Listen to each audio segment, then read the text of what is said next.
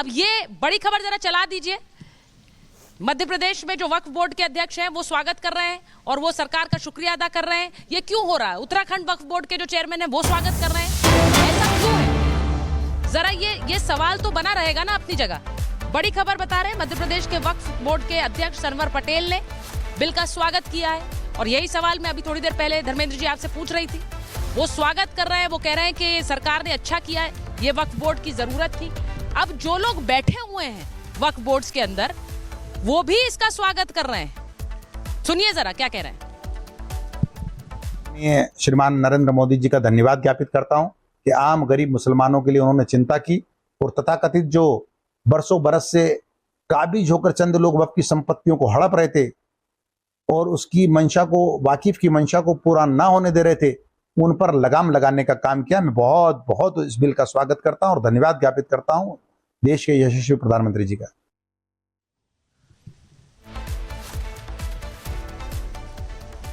तो आपने सुना कि सनवर पटेल क्या कह रहे हैं। अब इसी बात को लेकर मैं सवाल पूछ रहे हैं। धर्मेंद्र जी, मैंने यही बात कही थी, वक्फ बोर्ड के अंदर के, जरा कपिल जी को भी ले लीजिए, वक्फ बोर्ड के अंदर के लोग जब ये कहें कि इसकी जरूरत थी तो मुझे लगता है कि वो एक अंदर से एक पर्सपेक्टिव दे रहे हैं। आप बाहर से बैठकर हल्ला कर रहे हैं। सुचारिता जी, जो विरोध समाजवादी पार्टी और धर्मेंद्र जी, सुचारिता जी, जो समाजवादी पार्टी और इंडिया गठबंधन का विरोध है, मैंने आपको बताया ना, हम बिंदुवार बता रहे हैं। उस बिंदु पर अगर इन्होंने अपनी कोई बात रखी तो मुझे बताइएगा। हाँ। लिमिटेशन को खत्म करना गलत है। भारतीय जनता पार्टी जो बिल ला रही है वो गलत कर रही है। सदस्यों की संख्या में एटलीस्ट शब्द का जो इस्तेमाल किया गया है, कम से कम 2 गैर मुस्लिम रहेंगे। अपर कैप डिफाइंड नहीं है, हो सकता है एटलीस्ट का मतलब 5 सदस्यों की अगर कमेटी है तो 5 ही गैर मुस्लिम हो जाएं। अब वक्फ की जो जमीन है दान करेगा मुस्लिम और उसके बाद उसका नियंत्रण करेगा कोई गैर मुस्लिम, तो ये तो गैर संवैधानिक हो गया ना।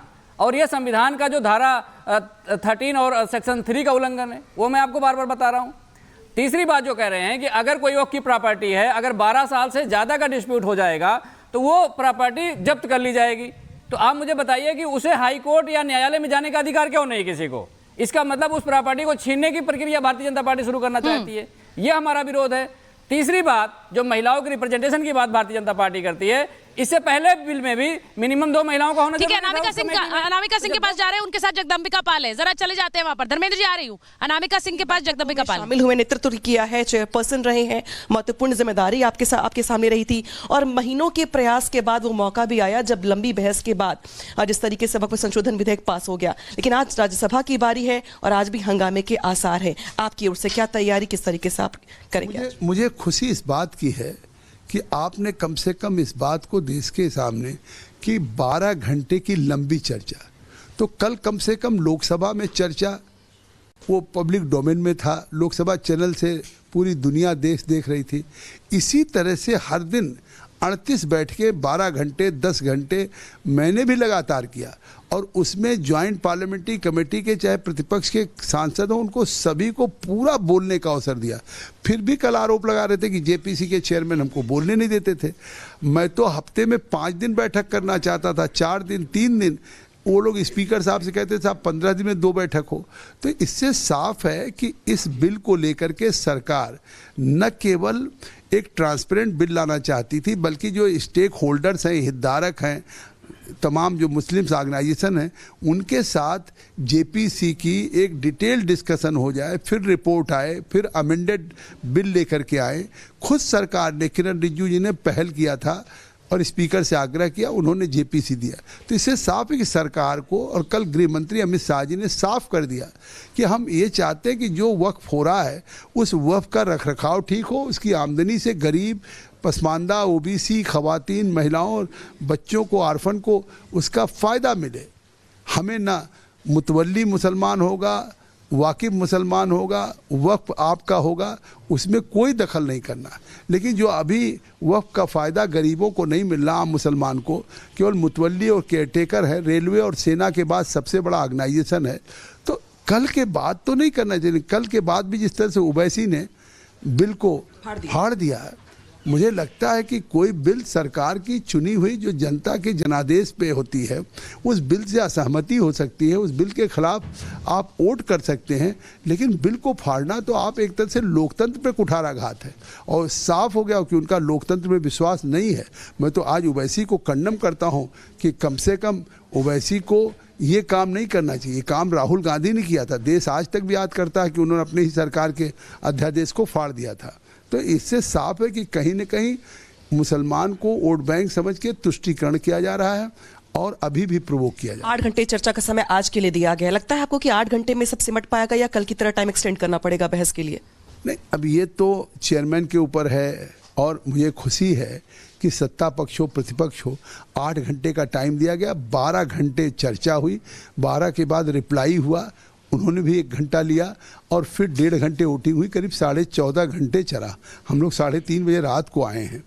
तो अब स्वाभाविक है कि समय यहाँ भी लग सकता है और सभी चर्चा में भाग ले रहे हैं, अच्छी बात है। लेकिन कितना कह रहे थे ये लोग, पूरे देश को सपना दिखा रहे थे कि लोकसभा में नहीं पारित होगा, सरकार गिर जाएगी। कभी संजय सिंह का बयान, कभी इमरान मसूद का बयान, कभी वैसी का बयान कि वो नीतीश कुमार नहीं वोट देंगे, चंद्रबाबू नायडू नहीं साथ खड़े होंगे, एकनाथ शिंदे नहीं होंगे, चिराग पासवान नहीं होंगे। किस तरह से कल उनके सदस्यों ने इस बिल का समर्थन किया? क्यों? क्योंकि हमने जेपीसी में भी इनके पार्टी के जो कल सभी सदस्य बोले वो जेपीसी के मेंबर थे, वहाँ भी मैंने उनको सुना और जो उनका कंसर्न था उसी को हमने एड्रेस किया। सरकार के अमेंडमेंट पे भी हमने अमेंडमेंट और रिकमेंडेशन भेजा जिसको सरकार ने अक्षरशः स्वीकार किया। तो ये मुंगेरी लाल के हसीन सपने देख रहे थे। तो आज राज्यसभा में भी जैसे कल लोकसभा में 204 हुआ और 232 हुआ, तो उसी तरीके से भारी बहुमत से राज्यसभा। लेकिन वो कह रहे हैं कि भाई इस बिल को लेके हम देश में जाएंगे, कोने कोने में जाएंगे, लोगों को समझाएंगे कि भाई देखिए जो बिल है आपके खिलाफ है, आपकी शमशान, आपके मदरसे सब छीन लिए जाएंगे। विपक्ष के लोगों का ये आरोप है, खुद ओवैसी ये कह रहे हैं कि पूरे देश भर में मूवमेंट चलाएंगे। तो जो मूवमेंट है बिल पास होने के बाद भी और जो विरोध के स्वर खड़ा करने का प्रयास है मूवमेंट के जरिए, इस पर क्या कहेंगे? मैं आपसे पूछता हूँ, काठ की हांडी एक बार चढ़ती कि बार बार चढ़ती? तो अभी तक काठ की हांडी वो उनकी चढ़ गई थी। कल अमित शाह जी के बयान देने के बाद अब वो चाहे देश भर में घूमे चाहे विश्व भर में घूमे, जब साफ हो गया कि सरकार न किसी खानकाह को ले रही, न किसी मस्जिद को ले रही, न किसी कब्रिस्तान को ले रही, तो इनके घूमने से क्या होगा? इन्होंने सीए में भी पूरे देश में घूमा था, कोशिश किया था, हिंसा भी हुई थी, लेकिन आज लोगों ने स्वीकार किया किसी की नागरिकता नहीं जा रही है। लोगों ने आर्टिकल 370, 35 ए में भी विरोध किया, 3 तलाक में भी आज उन महिलाओं ने शुक्रिया अदा किया। देखिए जगदम्बिका पाल जी हैं जो कि बात कर रहे थे हमसे और ये कह रहे थे कि किस तरीके से जो तैयारी आज की है वो भी पूरी है। कल 8 घंटे के बाद एक्सटेंड करके टाइम 14 घंटे का हो गया था। आज भी कुछ ऐसी उम्मीद है जहां पे हंगामे के आसार दिखाई दे रहे हैं। तो अनामिका बात कर रही थी जगदम्बिका पाल से और बड़ा क्लियर है जगदम्बिका पाल ने जो बात कही है। मैं जरा अपने दर्शकों को एक बार और अपने मेहमानों को बता दूं, उन्होंने ये कहा कि जिस तरह से सीए के टाइम नागरिकता छीनने वाला नैरेटिव था और 370 के समय बार बार ये कहा गया कि कैसे 370 हट जाएगा तो आग लग जाएगी, कश्मीर में आग लग जाएगी, वो सब नैरेटिव ध्वस्त हुए हैं। तो उसी तरह से ये नैरेटिव भी ध्वस्त होगा।